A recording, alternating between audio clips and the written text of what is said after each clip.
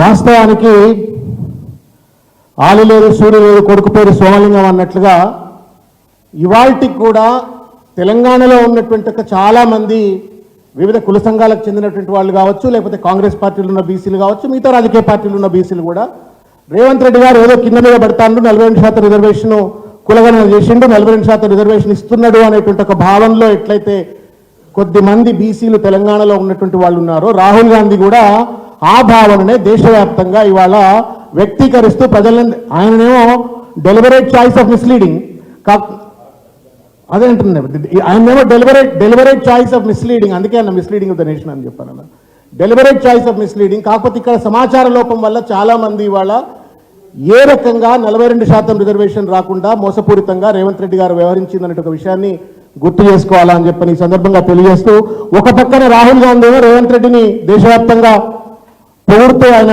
బీహార్లో కావచ్చు, మహారాష్ట్ర ఎన్నికలు కావచ్చు పెద్ద ఎత్తున ప్రచారం చేసి మేము జాతి జనగణన చేసేసినాం, 42% రిజర్వేషన్ ఆల్రెడీ ఇచ్చేసినాం, మొత్తం అయిపోయింది అని చెప్పని ప్రచారం చేసుకొని దేశాన్ని అంతా కూడా మిస్లీడ్ చేస్తున్నటువంటి తరుణం చూసినాము. ఇక రేవంత్ రెడ్డి గారు మమ్మల్ని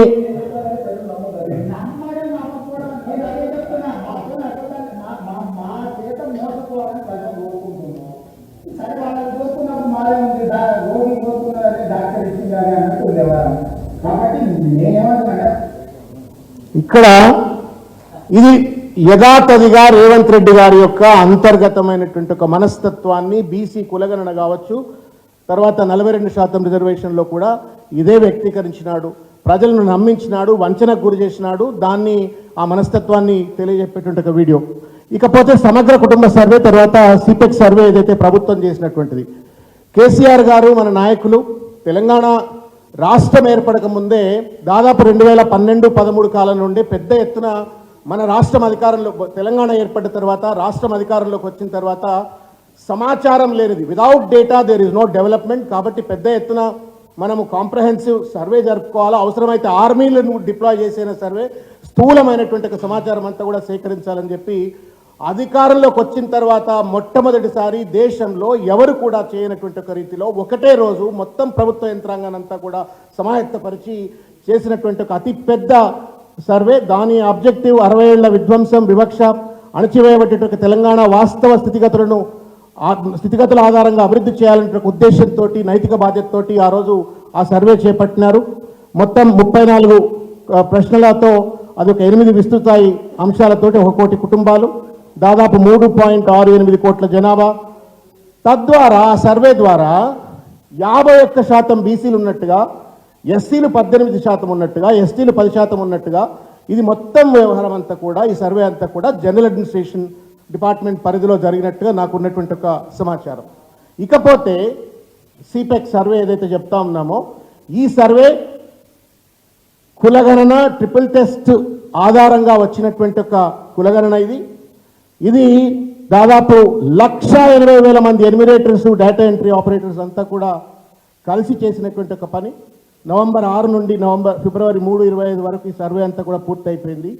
దాదాపు 3,54,00,000 మంది నుండి సమాచారం సేకరించడం చెప్పినప్పటికీ కూడా ఈ మొత్తం వ్యవహారం అంతా కూడా లోపభూయిష్టంగా జరిగిందని చెప్పడానికి డేటా బేసిస్లో మనకు ఉన్నటువంటి ఒక కన్క్లూజన్ ఏంటంటే, 1,03,000 కుటుంబాల సమాచారమే రాలేదని చెప్తున్నారు వాళ్ళే అఫీషియల్గా. 1,68,000 కుటుంబాలు మాకు సర్వేకి సహకరించలేదు అని చెప్పినారు. తర్వాత 84,000 కుటుంబాలు తప్పుడు సమాచారం అందించినారు అని చెప్పని వెరచి మొత్తం ఎక్సైజ్ అయిన తర్వాత కొండంద వేలుకని పట్టినట్టుగా 2014లో బీసీలు 51% ఉంటే కష్టపడి రేవంత్ రెడ్డి గారు బీసీలను వంచనకు గురి చేసే విధంగా కేవలం 46% మాత్రమే బీసీలు అని చెప్పని తగ్గించినట్టు ఒక పరిస్థితి. ఇది కూడా బీసీలకు మనం తెలియజెప్పవలసిన అవసరం ఉందని చెప్పి నేను భావిస్తూ ఉన్నాను.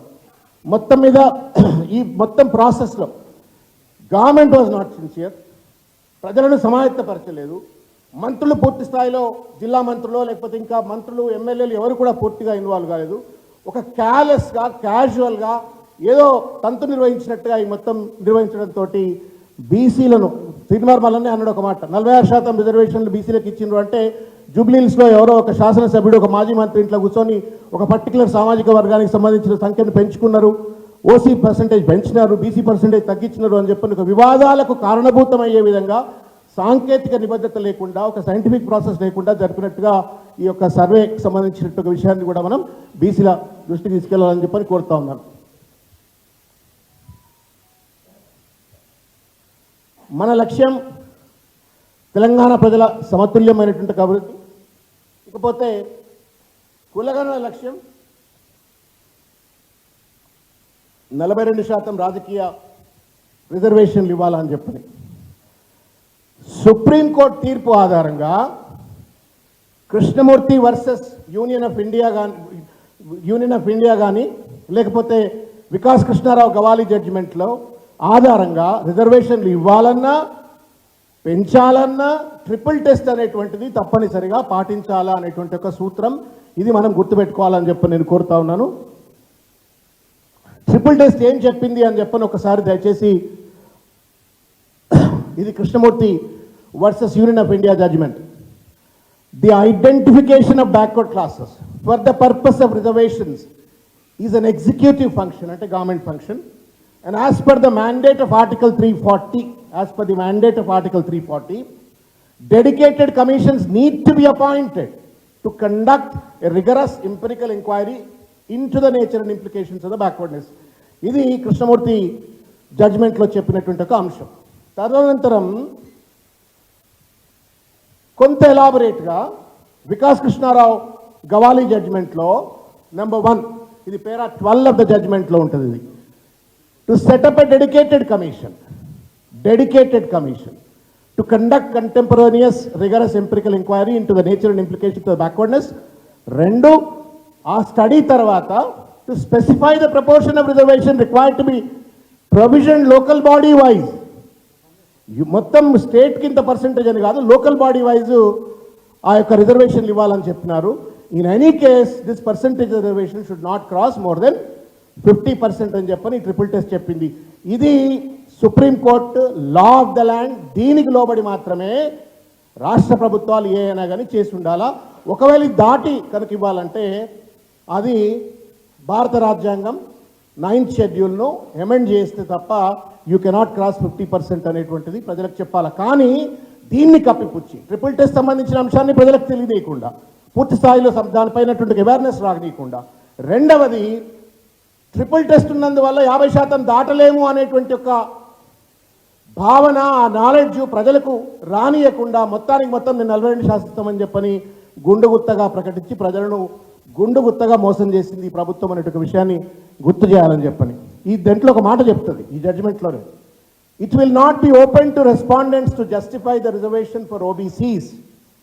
మీరు 1% ఇస్తారా, 50% ఇస్తారా, whatever the reservation that you want to give, you cannot justify without fulfilling the triple test అని చెప్పని. అంటే ప్రతిసారి మనం రిజర్వేషన్లు పెంచాలన్నా తగ్గించాలన్నా ఇవ్వాలన్నప్పుడు it must be backed based on the triple test అనేటువంటి ఒక అంశాన్ని వికాసరావు గవాలి జడ్జిమెంట్ చెప్తుంది. ఇన్ని వాస్తవాలు ప్రజల ముందు ఉన్న తర్వాత ప్రజలను ఏ రకంగా మభ్యపెట్టిన ఒక విషయాన్ని గుర్తు చేస్తూ నేను ఒక చిన్న, అంటే ఎట్లా కంటిన్యూస్గా ఈ ప్రభుత్వం ఒక కన్ఫ్యూజ్డ్గా, కాంట్రడిక్టరీగా, క్యాలెస్గా, బాధ్యత లేకుండా ఎట్లా నిర్వహించింది అనడానికి నేను ఒక చిన్న ఎగ్జాంపుల్ మీ దృష్టికి తీసుకొచ్చే ప్రయత్నం చేస్తాను. ఇది 10th నవంబర్ 2024 నాడు స్టేట్ హైకోర్టు ఇచ్చినటువంటి ఒక జడ్జిమెంట్.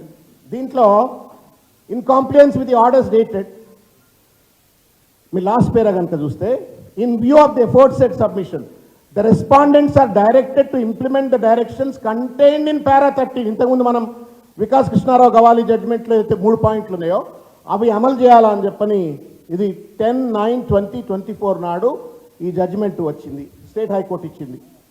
తర్వాత ఇది ఆర్ కృష్ణయ్య గారు అక్టోబర్ 30వ తారీఖు నాడు ఆయన కోర్టులో వేస్తే కూడా ఈ రకమైనటువంటి జడ్జిమెంట్ వచ్చింది. ఇన్సిడెంట్స్ ఏంటంటే, కోఇన్సిడెంట్స్ ఏంటి అంటే, ఆ సెప్టెంబర్ 10th నాడు వచ్చినట్టుగా జడ్జిమెంట్లో వన్ ఆఫ్ ద పిటిషనర్స్ నేను.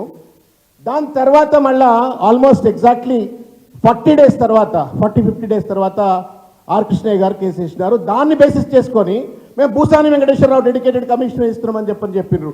బట్ దానికంటే ముందే law of the land that was established by the high court was ignored by the state government అనే ఒక విషయాన్ని మీ దృష్టికి తీసుకొచ్చే ప్రయత్నం చేస్తూ ఉన్నాను. ఎందుకు ఈ మాట చెప్తున్నానంటే, కోర్టులు ఏం చెప్తా ఉన్నాయి, చట్టం ఏం చెప్తా ఉన్నది, వాళ్ళకు ఉన్నటువంటి ఒక నిబంధనలు ఏంటివి, నియంత్రణలు ఏంటివి అనే దానిపైన పూర్తిగా ఎక్సర్సైజ్ చేయకుండా, బాధ్యత లేకుండా ఈ ప్రభుత్వం వ్యవహరించింది అనేటువంటి ఒక ఉదాహరణ.